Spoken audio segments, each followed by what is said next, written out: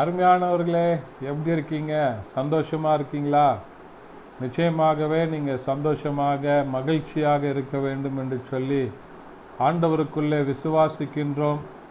ஆண்டவர் உங்களை ஆசீர்வதித்து வழி நடத்துவாராக.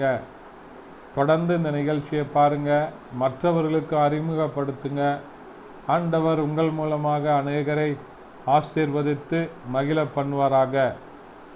இந்த நாளின் தியானத்திற்கென்று சொல்லி நாம் தெரிந்து கொள்ளப்பட்ட வேத பகுதி நெகேமியா புத்தகம் 13வது அதிகாரம் அதனுடைய 31வது வசனத்தின் பின்பகுதி இப்படியாய் சொல்கிறது: என் தேவனே, எனக்கு நன்மை உண்டாக என்னை நினைத்தருளும் என்று சொல்லி அருமையான தாசன் இங்கே சொல்லுகிறதை பார்க்கிறோம்.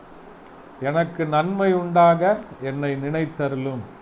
இந்த நாளின் காலை வேளையில் ஆண்டவர் உங்களுடைய வேலைகளை துவங்குவதற்கு முன்னதாக நீங்கள் செய்ய வேண்டிய, மனதில் நினைத்து கொள்ள வேண்டிய காரியம், ஒரு மனிதனுடைய வாழ்க்கையில் நன்மையானதை தர வேண்டும் என்று சொன்னால் ஆண்டவர் ஒருவரால் மாத்திரம்தான் தர முடியும்.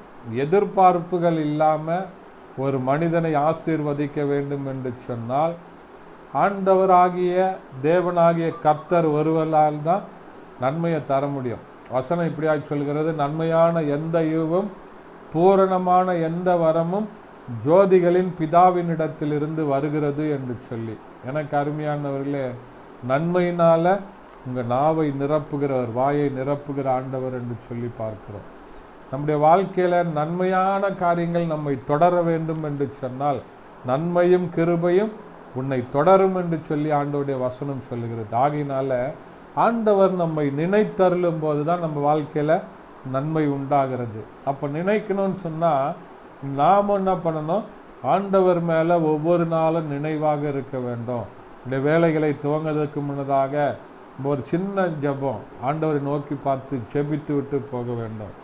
ஒவ்வொரு காரியத்தை செய்யும் போதும் நம்ம இருதயத்தில் ஆண்டவரை நினைத்து கொண்டு, ஆண்டவரே, நான் செய்கிற காரியம் நமக்கு பிரியமானதாக இருக்கிறதா அப்படின்னு சொல்லி நம்ம நிதானித்து பார்த்து ஒவ்வொரு காரியத்தையும் செய்யும்போது நாமும் எந்த விதமான பிரச்சனைகளிலும் சிக்கிக்கொள்ளாதபடி ஆண்டவர் நம்மை நன்மையினால் நிரப்பி ஆசீர்வதித்து வழிநடத்த உண்மையுள்ளவராய் இருக்கிறார். ஜெபிக்கலாமா?